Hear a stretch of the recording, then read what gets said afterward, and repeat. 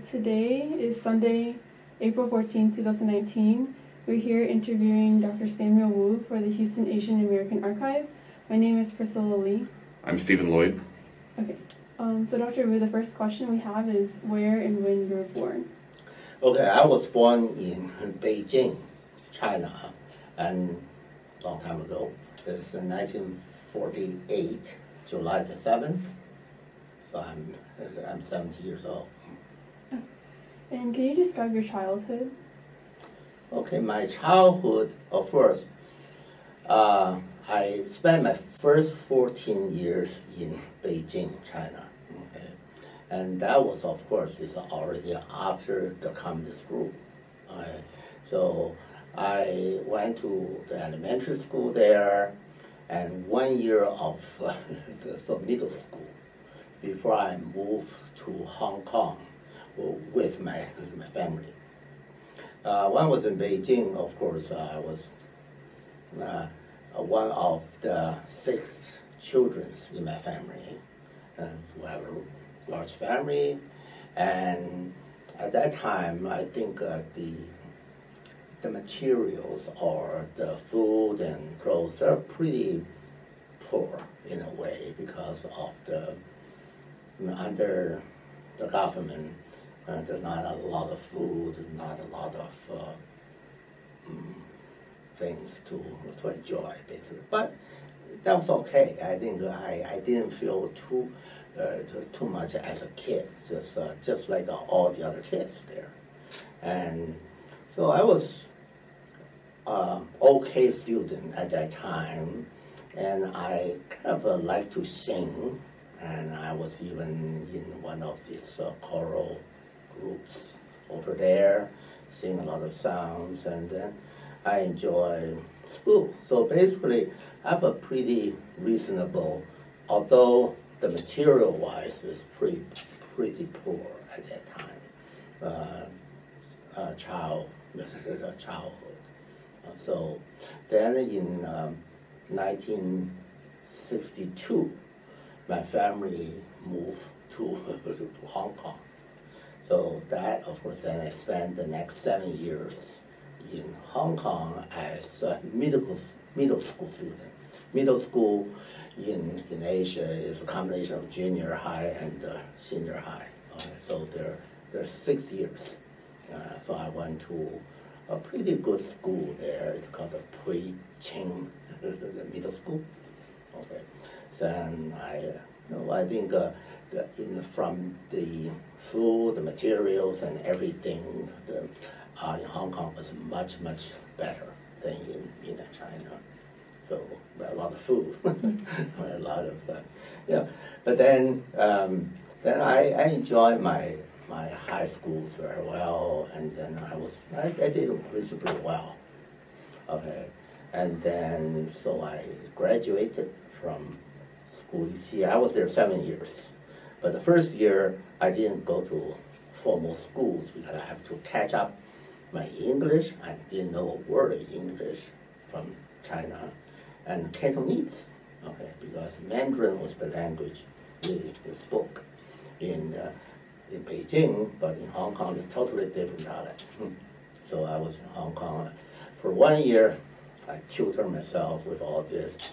And then I went to the middle school for 6 years, and came to the United States as an undergrad. First, as I told you, that I went to Wisconsin, the University of Wisconsin, and medicine for half a year. But then I think the weather was a little cold there, and then also I think I was interested in a kind of high energy physics at that time. So Berkeley has a very strong team. There were 6 Nobel Prize winners there. So anyway, so I transferred to Berkeley after the first semester. That's the spring of 1970. And then I graduated from UC Berkeley with the physics and biophysics, a double major in 1973. So I'm going through all my And then after that, I went to Harvard. I went to Harvard University as a graduate student in biophysics. So I learned molecular biology, biochemistry, and also neuroscience. And that's where I end up with. I think I consider myself as a neuroscientist. But I happen to be working in the eye, the retina. Retina is part of the brain, which when you're during development, you develop coming out of the brain and become in the eye. So that's why we use the retina as a model system to kind of start to study the entire brain, how the brain works. That's what I've been doing all these years. Okay, so, and then after getting my PhD in biophysics from Harvard, I went back to Berkeley as a postdoctoral fellow for 3 years. And there I also learned some neurobiology, the retinal electrophysiology, and so forth and so on. And then in '82, I finished my postdoc at Berkeley and then joined the faculty here at Baylor as the junior faculty, the assistant professor in ophthalmology, neuroscience, and physiology. So that's '82. So that was my the first job, and it ended up to be my only job. So I think so I've been here, then being kind of promoted to associate professor, full professor, and then in 2003 they would give me a endowed chair as the Hankamer Chair in ophthalmology, and so I run a reasonably big lab in the ophthalmology department. But although all my students coming from neuroscience and I teach neuroscience courses, but I interact with neuroscience much more because I'm not an MD, I'm not an ophthalmologist, but I'm a basic scientist working in the ophthalmology department. But I run the lab. I have many students through the years as postdocs, and then we publish a lot of papers and publish some textbooks too. Okay, the one textbook is in cellular neurophysiology, which I taught here at the Rice. Okay, that was almost 10 years ago. Then the psychology department at Rice asked the Baylor faculty to teach, help them to teach some of the neurosciences course. So Dr. Dan Johnston, one of my colleagues in neuroscience, and we have been teaching the cellular neurophysiology courses at Baylor for many years. That's why we kind of wrote a book, a textbook. And then the psychology department asked us to teach the courses for a few years at the Seawall Hall, okay, the Seawall, right?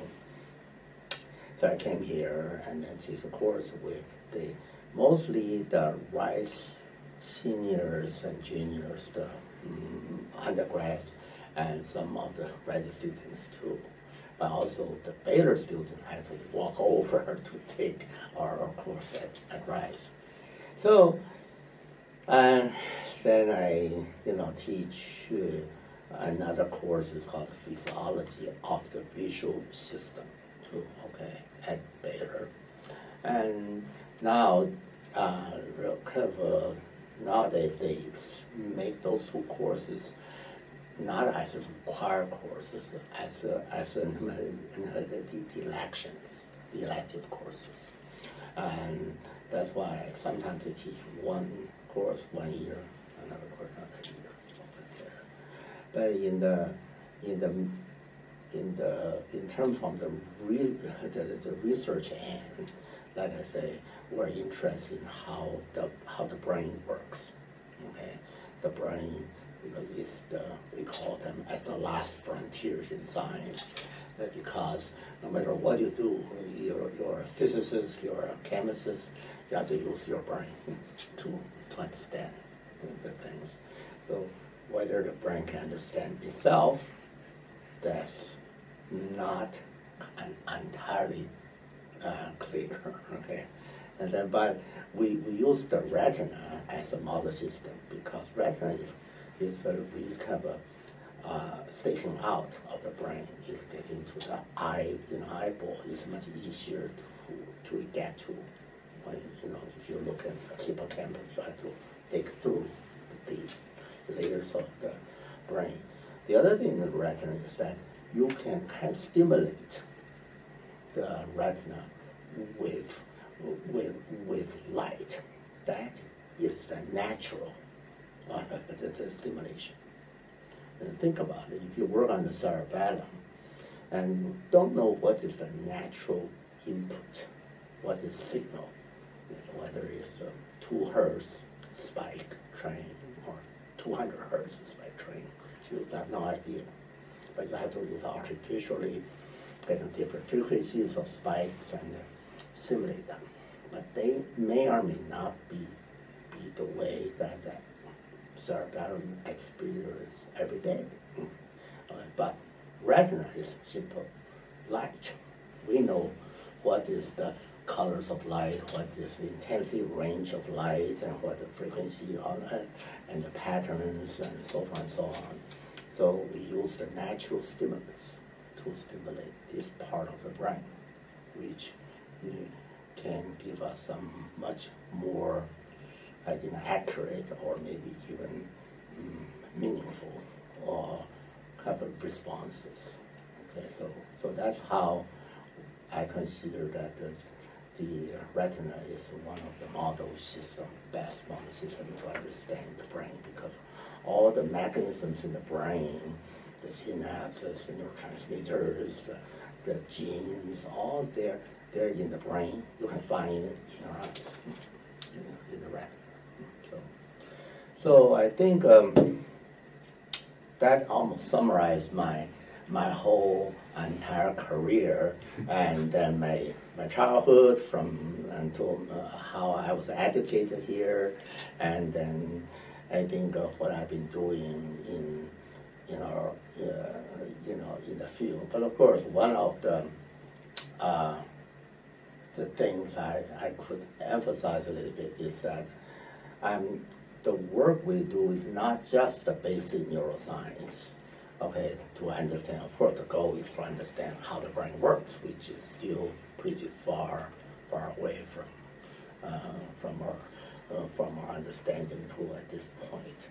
But also we are interested in how the synapses or neurons or retina dysfunction when you have a problem, when you have an eye disease like glaucoma, age-related macular degeneration, and retinitis pigmentosa. I'll just mention a few. Okay, so those are the eye diseases, and then of course we want to see when the disease happened, or even before the disease happened, what happened to the retinal synapses, the circuitry, and so I think the goal is try to identify the area of the site of dysfunction associated with each one of these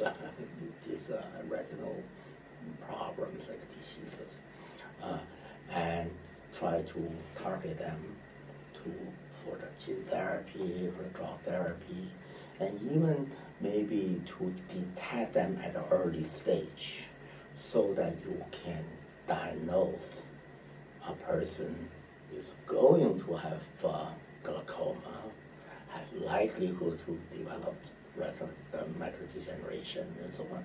So at the early stage, if you can catch them, then you will be able to prevent them or slow it down. Okay, so I think I'm just give you a very long-winded answer to everything what we have been doing, and then that is what I've been doing even right now. Okay, that's interesting. Going back to when you were in China, what prompted your family to move to Hong Kong? Oh yeah, well, my father, okay, was a businessman trading jade stones, you know, the jade stones, and so he had a little business in Beijing and in Hong Kong. That's even before the communists took over. Okay. So, but then during the years, then he commute basically from Hong Kong to Beijing because he left the family in Beijing, and then then he come back and forth Hong Kong for many years. Okay. And then I think then there was some kind of as I told you, in the late 50s, and there is a very bad famine in China. Okay, and a lot of people, like I say, the materials, the food are really, really bad. Okay, and a lot of people all got sick. And I think according to the statistic, which I never acted, I never saw myself, the people starve to die. So I think then my father felt, maybe it's time to get the family out. So then we applied, and we kind of legally applied, because in those days there were a lot of people from Canton or the Guangzhou province. They're very close to Hong Kong. Some of the people just swim and then get a little boat went illegally to Hong Kong, but they were so close. But Beijing was very far north. You cannot swim to Hong Kong, right? Yeah. So basically, but then we applied. My father planned it very well. I think he first get my mother who was a little sick at that time, and took her in Hong Kong first. Okay, and then and also at that time the policy of the Chinese government has changed a little bit. So it's kind of easier to apply to go out, and then so they allowed my mother went to Hong Kong first, and then they said in the summer of '62, my father said, okay, we would like you guys to come to Hong Kong to really see your mother because she was sick. And then we said, okay. At that time, we had no idea that my father wanted us to stay. But we just thought, okay, just a summer holiday, we just went to Hong Kong. Then after we arrived in Hong Kong, my father said that, I don't think it's good for you to return because of the political situation and the materials and the foods. And then why don't you stay in Hong Kong? So we stayed. But we didn't even know at that time before we become like Beijing, we're going to stay there. Okay, but I think from the hindsight, that was that is fantastic move. Because if we didn't come out in '62, the Cultural Revolution will come in '65. Then we're all probably will have a big trouble, because at that time, if you have parents in Hong Kong, that is a big sin there. It's a big negative thing. Okay, so we may be purged, we may be sent to the countryside. So definitely will not have any chance to go to college. Yeah, but anyway, so that is. But to answer your question, is that we didn't even purposely know that we were going to move to Hong Kong. But I think from hindsight, that was a fortunate move. Okay, but that's how I could stayed in Hong Kong and came to U.S. In 1969. That time, that was still at the peak of the cultural revolution in China. We stay in China, there's no way. Mm-hmm. So what kind of principles did your parents raise you up on? Principles, like what kind of lessons did they teach you? Well, they basically, I think, they both want us to go to college, to can study, to have a good education as much as we could. They never say, I want you to get a PhD, I want to get an MD. They just say, do whatever you want, but they do want us to have an education. So that is probably the most important thing they have told us. Okay, so, and also they sent us all to America. My one sister she went to the UK, so England. The other four, my elder sister and me, younger brother's younger sister, they all came to U.S. My elder brother stayed in Hong Kong because my father passed away very early when I was in freshman in college at Berkeley. So all of a sudden, she has a heart problem. So my elder brother stayed in Hong Kong with my mom to continue my father's business and support us, because there are 5 of us. We were all in college, okay, and we're in college and in high school. My younger sister was in high school, so he support us. He's like a father almost, but. So the family is I think it's very tight. We are the relationship among the siblings are very, very good. We all kind of care about each other very much. And for my father and mother want us to be good, okay, and to have the education and to go. So I think that's the expectation. There was never an expectation like us to be want us to be a billionaire or something like that, which of course we probably couldn't do it anyway. So can you describe how you got interested in sciences and Yeah, right, sure. I think like I said, since I was in high school in Hong Kong, I was interested in physical science. Physics was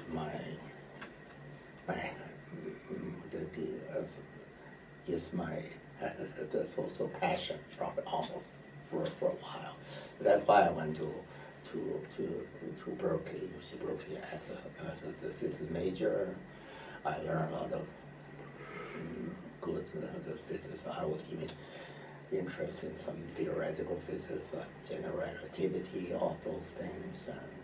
And then I think in the senior year I found, yes, those are interesting, but I'm not sure compared with some other of my colleagues or schoolmates in Berkeley. I was not at the top notch in terms of theories, in terms of some of the mathematics. And the math, if you work in differential geometry, you have to know differential geometry in order to go into general relativity.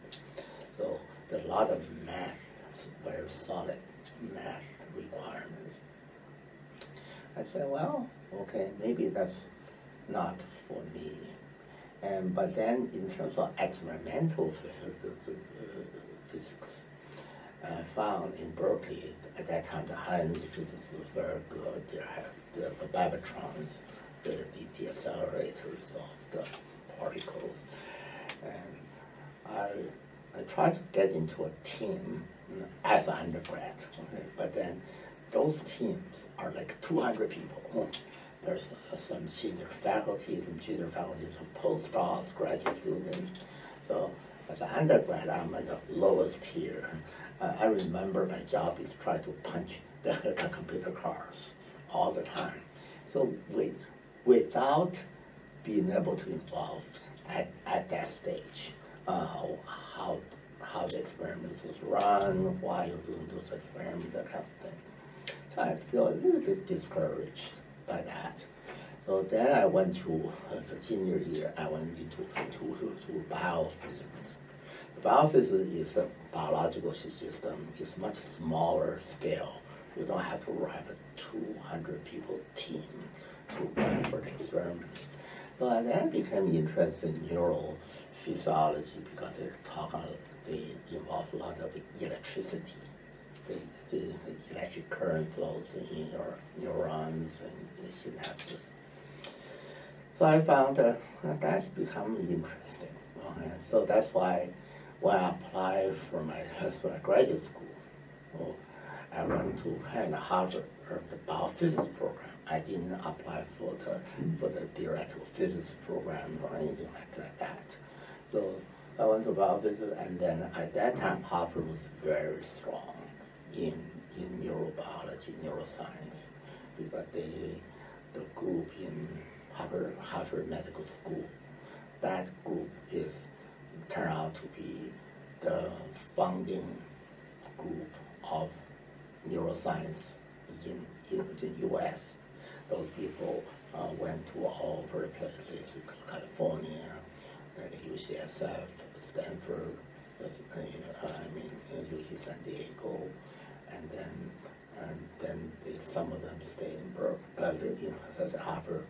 And then that group at that time was so strong, they got the Nobel Prize afterwards that they be human or something. So I took courses from them. I learned a lot of them from them, and also I end up with my PhD. This advisor is John Dowling. He is on the Cambridge side of the Harvard campus.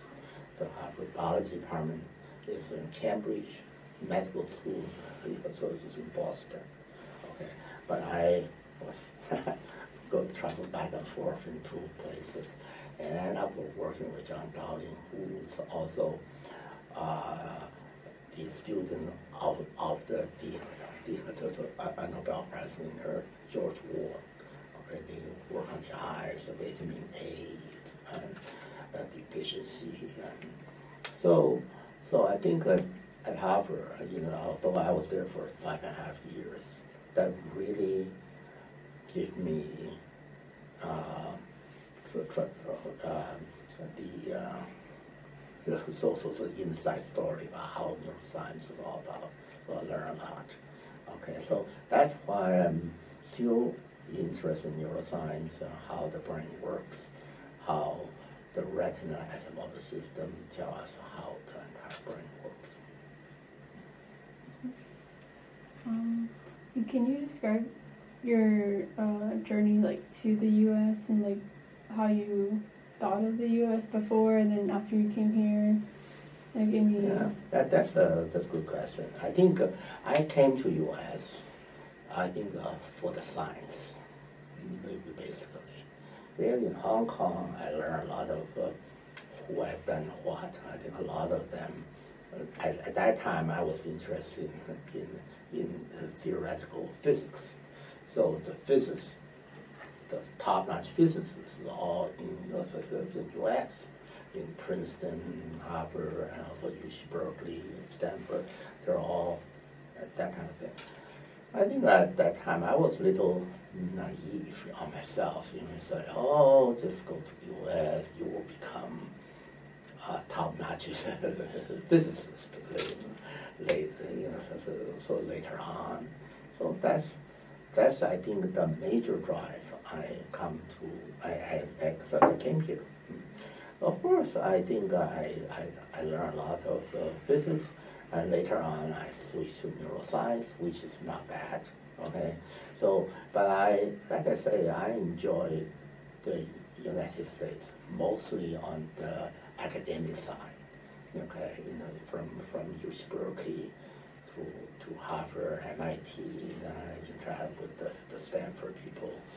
So the science community is fantastic, okay, and also the support. For all these years, I got support from the National Institute of Health, NIH, for all these years.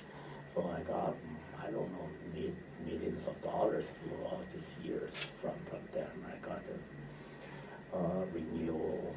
I got support for 37 years. Okay, and so each year is about $500,000. Just think about that. And also there is a private foundation here, like this is Retina Search Foundation that is was founded in Houston. So the president was an ophthalmologist, named Dr. Alice McPherson, and she's very good. She was a good retinal surgeon herself, but then she raised money to support business scientists like me, to give us equipment and so forth and so on.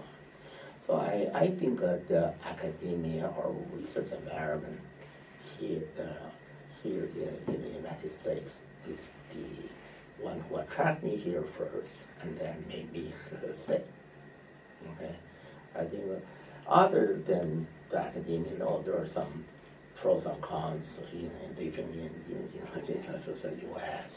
Okay, but I think mostly, I think since I'm a scientist, I think I really feel this is the place for me to be.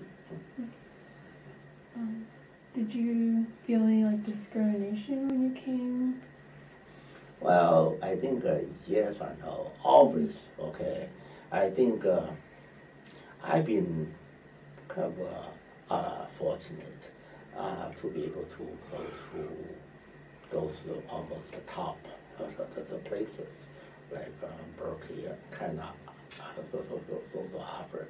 In the academic environment, there's a lot of Asians, okay, especially in science. So I never feel that I'm the only one. I'm being kind of isolated. But also the scientific community, even the American scientific community, and respect us and treat us reasonably fairly. And they don't say, oh, because you're Chinese, born in China, I'll give you some trouble. I never feel from the scientific community like that. But from the social point of view, of course, they can look at you, and then if you go to a supermarket or something, they will try to sell you some of the Asian food to try, I think in the social environment, I can feel there was something they think, oh, the Asians, they are either nerds, they just or they are socially odd sometimes, and they don't feel that way. But I can try to ignore all those things. Okay, I think basically I think I never experienced too much of the discriminating remarks in my life here. But I think I can still feel they think I'm different, which is probably true. I am different.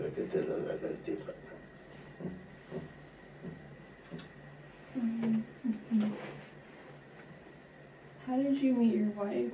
Oh, I was we met at MIT Student Center. She was an MIT undergrad. I was a Harvard graduate student. So that time I joined Chinese Choral Society, the singing group, and we can practice in the MIT Student Center every Sunday.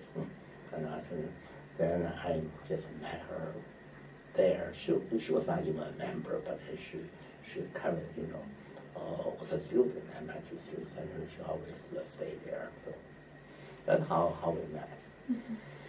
And then afterwards, we were apart for a while because she went to McGill as a medical student. I went to UC Berkeley as a postdoc, so pretty far apart.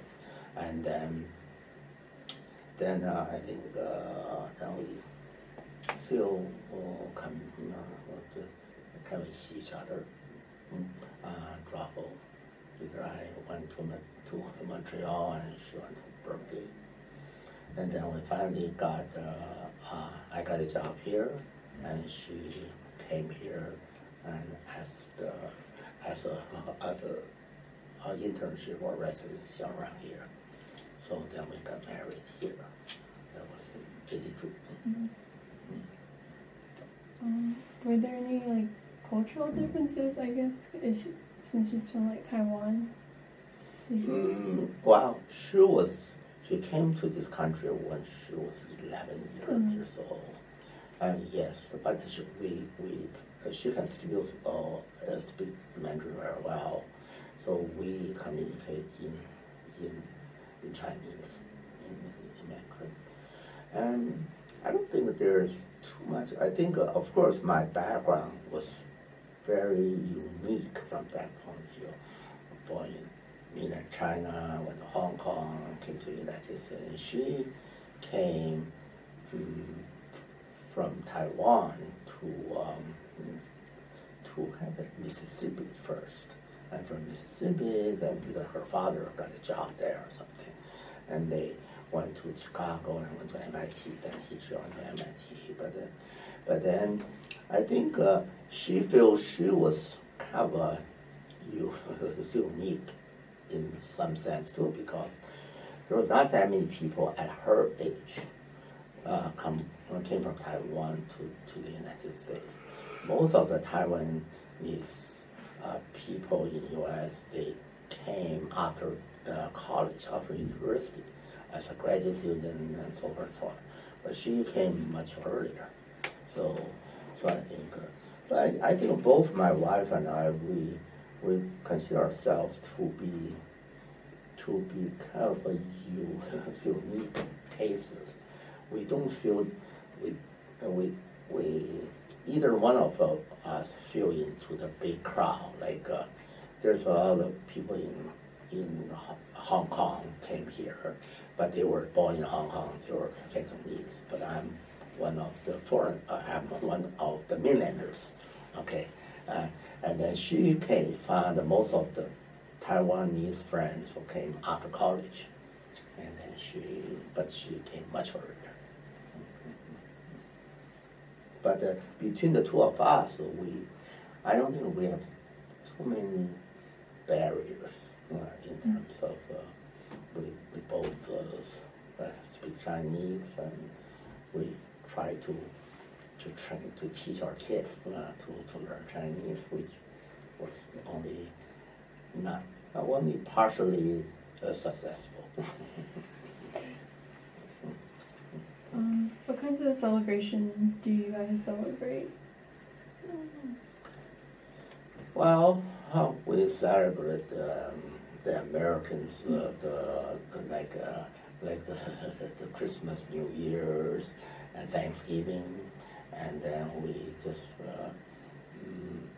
and also the Mother's Day, Father's Day, the birthdays, and of course we also celebrate Chinese New Year, but in a limited way, because here there was not even a holiday at Baylor, right? So I had to work. My wife, after opened up her own clinic, before that she worked at MD Anderson and all these hospitals. She had no choice for give a holiday. But after she had her own clinic, she made the Chinese New Year Day as her clinic kind of holiday. That's all. I think that's all you can do. and we celebrate, just I think people's birthday, like her mom, my wife's mother, has been living with us for 30 years. Because when my wife had to do some of the out-of-town internship in residence, and then of course at that time we already have our first child, and then my mother-in-law came to help. Then she's still with us. She's almost 97 years old, and so talk about the celebration. We give her a banquet on her birthday, the 80th birthday, 90th birthday, 95th birthday. So those are, because I think this is a Chinese tradition. We respect the older people, okay, to give I think for the first time, my wife gave me a birthday party when I was 17. That was last July. So you can see this is still the Chinese tradition. Respect people with older age. How do you balance like your research as well as like spending time with your family? Yeah, that's usually, I work very hard. I think I usually go to my office like 7 days a week. Okay, but sometimes maybe during weekends I didn't go there until the afternoon, but I still work. And also I stay late at home writing my grant, writing my papers. So I think, but the good thing about my research or even the teaching part is that I can control my own time. Okay, so it's not something you have to be there 8 and then leave 5. Okay, it's something you can plan your own time. But of course, you end up with I can spend more time than this regular 40 hours a week thing, but that make it easier for me to take care of the family thing. Like sometimes I have to go back home to cook dinner, but that's okay because I just the space of time. I think because after dinner, then I go back to work. Okay, so when the kids were young, of course I have to take them I drove them to school every day and pick them up. But then after picking them up from school, we go to some of these extracurricular activities, sports, and kind of ice skating, dancing, all that kind of thing.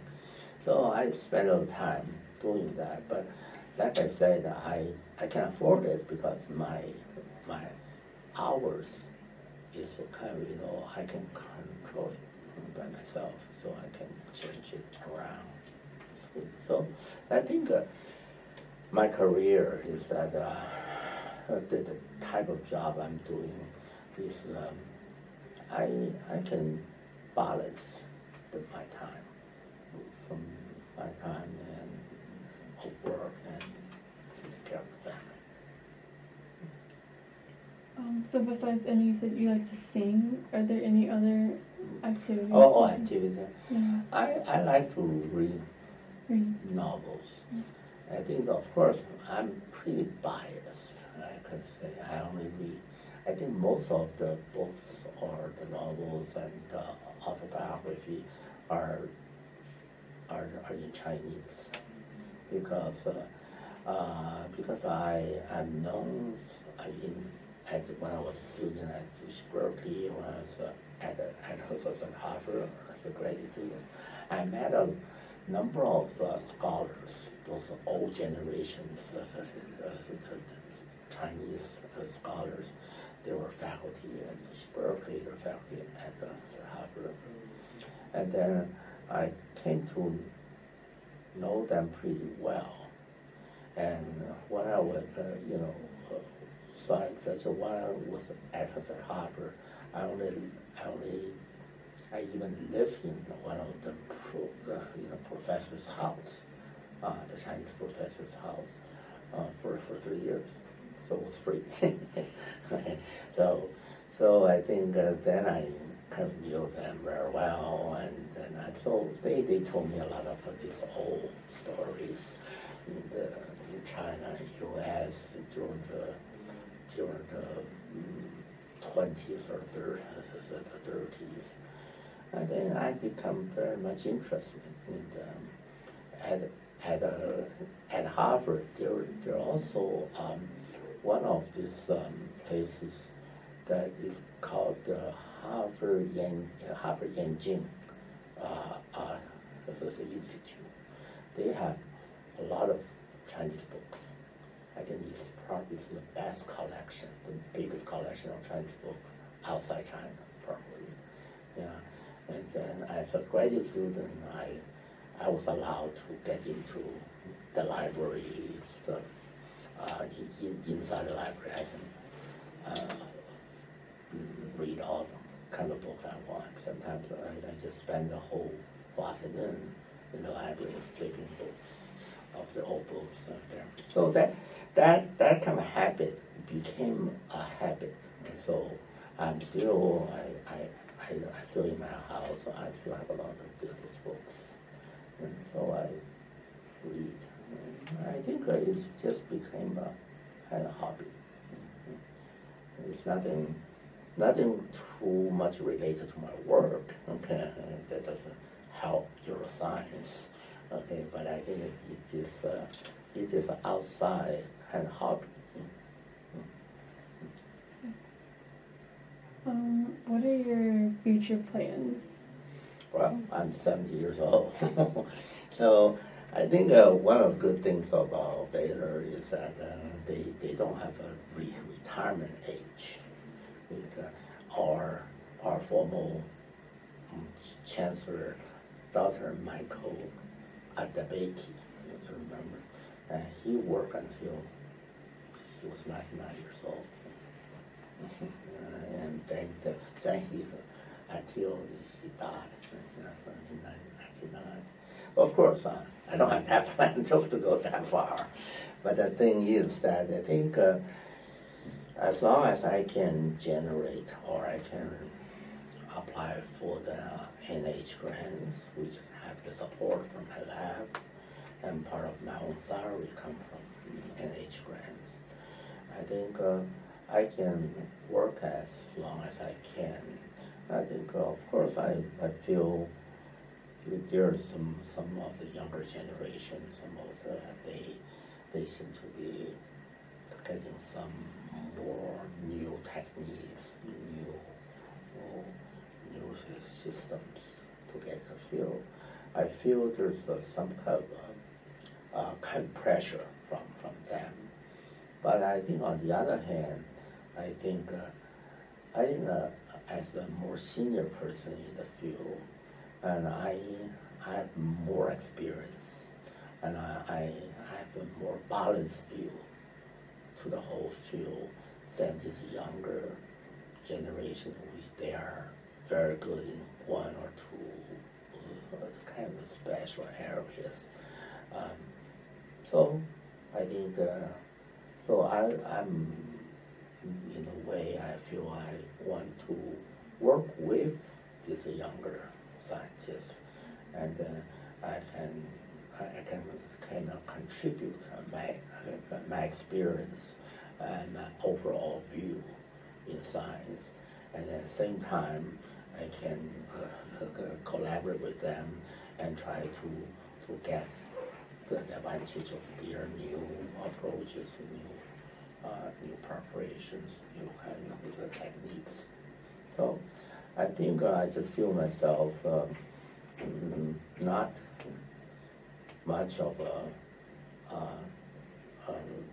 slow down mode yet, I think. But I think I feel that after, I don't know how many years, 5 years, 10 years, I may think about slowing down and start to phasing out a little bit from the day-to-day lab work. But then I have I have 2 or 3 plans to write some books, because I think that's something I always enjoy doing, which I told you that Dan Johnson and I wrote a Priscilla neurophysiology book. That is the textbook that 20 years ago. That's a book I used to teach at undergrads. So that textbook has been sold for about 10,000 copies, which has been pretty well received. I think I want to write another book about the eye, about the retina, maybe about the brain. And also I'm writing, I already started, but I'll finish writing a book about myself. So I have kind of autobiography. Actually, I first wrote them in Chinese, and then I translate them into English, because my daughters would not be able to read Chinese. Yeah, so actually that's part of the thing I know I'm here. So that is the English translation. But English translation needs to be polished, because I use the Google Translate, which is not very good. But then I polish them on top of Google Translate, but still not very, very good. So, but that's just down the line. I think one at a time, I'm just writing a little bit down and document this and what my experience in China, in Hong Kong, also in the U.S. and in Houston. Actually, document there's a couple of things which have been interesting in Houston is that there was 30 years ago, we bought our house in the Tanglewood area. And then afterward, we built a house there. And then we found that the senior Bush, George H. Bush, had a land there and a piece of lot there. But then after he was beaten by Bill Clinton in '92, he moved there, just on the same street, just about a few houses apart from the house. Okay, so we have been neighbors for the former president for all these years, until they unfortunately died, and just last year, right? But then there's some interactions with them. It's kind of interesting, So I think, so I remember that when the day when they came back from DC to here in '92. So I was holding my second daughter. She was only 8 months old, to kind of welcome back the president to Texas. And then when my daughter saw Bush, she cried, burst into a cry. And then Bush said, she doesn't like me. She liked Bill Clinton at that time. So that was kind of funny. And so we have a lot of these interactions with them. They walk their dog to our yard, and so I think it has been a fun life here. So it's not sometimes a very kind of there's some stressful moments. To write a grant and take down the kids go to college and apply for all these things. But it makes basically fine. What would you consider are your greatest accomplishments so far? Well, I think I'm a reasonable neuroscientist. I won't say I'm the top-notch tiers, but I think still I think I receive quite a few also awards. If you look at my CV, so some of the awards are they are pretty highly regarded awards. So I think I have a reputation in the field, which I think I'm a good neuroscientist. Okay, from the accomplishment, I think I published over 160 papers, and not all of them will be remembered by the field, but I think there are quite a few of them is going to have to have some kind of long-term kind of impacts to the field. I think I probably the books I wrote, I think that they help the people in the field. I think hopefully the other books that I'm going to write will have some kind of good influence to the students and the future generations. That's my hope. Okay. Do you have any questions, Stephen? Yeah, so you went to Berkeley for your undergraduate. That was in the 60s? Yep. What was the atmosphere on campus at that time? That's a very good question. Okay, I went there in the early 70s. That was during the Vietnam War. That was actually that spring is President Nixon ordered to invasion of Cambodia. So that spring term, the spring quarter at that time, the whole campus was on strike. Okay. Wow. Okay, and then the good thing about the strike is that everybody got an A. So I got 4 cheap A's in my. So that, but okay. Now talking back to the campus, we have anti-war demonstrations virtually every single day, and the National Guards came to the campus. They walk on the campus every day. Everybody has a white tower, even when you're working on the campus. The tear gas is all over the place. You need a white tower to close it. And then I was even stopped one day. One night I went to the library and come back with books. Okay, and then a couple of National Guard people. Where are you going? The way they interrogate you is putting this stake on your forehead. Back. Where are you going?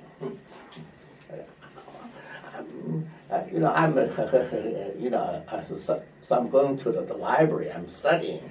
And then I say, no, I'm a foreign student. Okay. So, of course, most of foreign students, won't be able, they didn't have to be drafted. So the demonstrations, there were no foreign students there. They were just the American students. Okay. And then, so, just like go. So that was my closest encounter with the National Guard. But they're just big people there on the campus all the time. The other thing I found that when I first a quarter I went to Berkeley, I kind of lived in a dorm. My roommate was an white American student, pretty regular. And then I found on the window, he grows so many plants on the window because of the sun. I thought he must be a botany major. Then it turned out to be all of them are the grass. Those are the kind of those are some the marijuana. The marijuana, he grew marijuana on the whole field. So that's the atmosphere that during those days, and then but then over the academia, like the physics department, all the students were very hard. They were very good students. But then just the anti-war movement, because all the people got drafted, and then in my dorm there was two roommates, and they were the draft number according to the birthdays. From the birthday, they just randomly pick 365 days, and then that two roommates draft number 1 and number 2, so they will have to be drafted to the Vietnam. But if you are 300, maybe you won't be able to get drafted.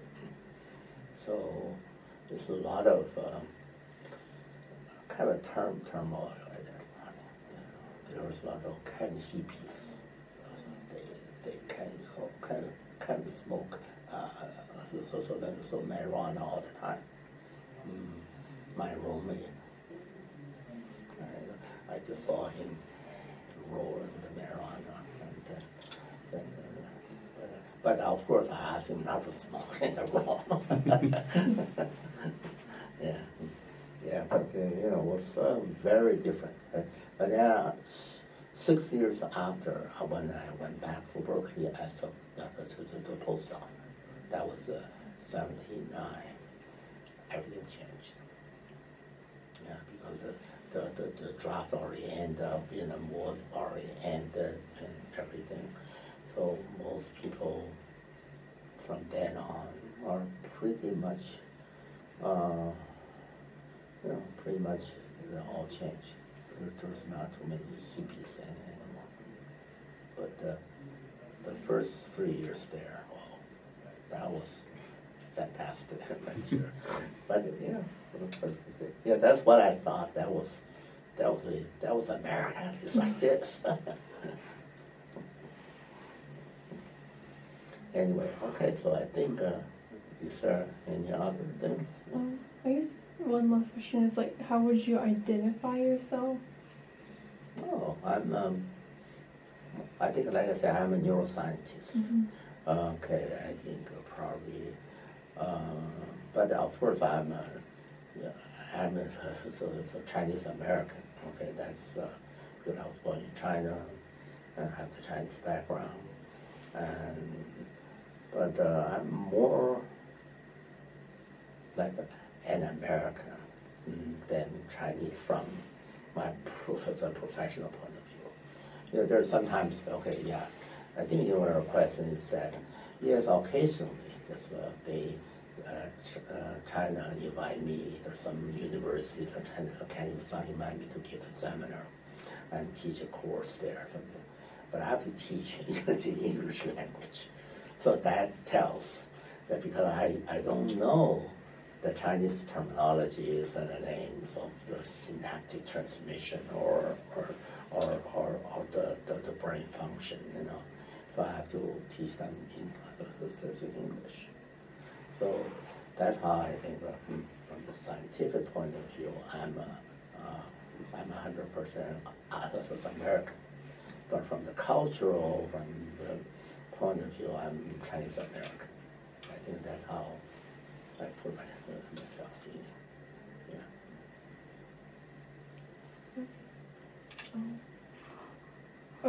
I guess one more last question is, what advice would you have for students, especially from Asia or China, who immigrate to the U.S. for their studies? What kind of advice would you give them? Oh, for the new ones, right? Mm-hmm. No, I think First of all, I myself have a lot of Chinese students and Chinese postdoctoral fellows, and some of the visiting scholars even from China. So, but at the same time, I have a lot of those American students too. I think for the Chinese student I had, or maybe the newcomers, most of them are very good in terms of doing, their skills. They can do very tough experiments. Some of the experiments I use so-called single cell voltage clamps. You have to put the electrodes in a very tiny cells and voltage clamp them for hours. Those, I found the Chinese, the students with the Chinese origin, they came mostly now from mainland China. Really, in the past, there were some from Taiwan, there's some from Hong Kong. But nowadays, the majority of them are from mainland. They are very good in skills. Sometimes their skill or the patience are even better than some of the American students. But their biggest problem is that their written language, written English, and verbal English. Verbal English you can train, but you just when you give a seminar, you can train the student, grill them.